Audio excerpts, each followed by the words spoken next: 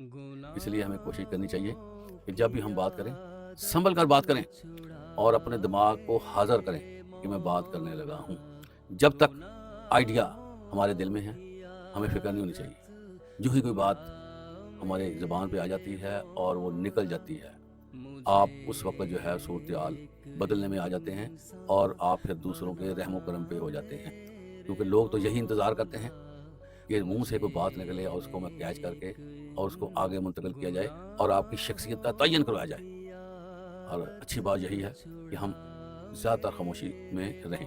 حضرات گرامی, جو بندہ زیادہ تر خاموش رہتا ہے اس کی عمل کی قوت بڑھ جاتی ہے اور اس کے اندر کانفیڈنس پیدا ہونا شروع ہو جاتا ہے اور پھر وہ لگن کے ساتھ کام کرتا ہے. جتنی ہم باتیں کریں گے اتنا ہمارا عمل جو ہے ناقص ہوتا جائے گا اور محدود ہوتا جائے گا, جس کی وجہ سے ہماری ایڈوانسمنٹ, ہماری پروموشن جو ہے وہ رکتی ہے.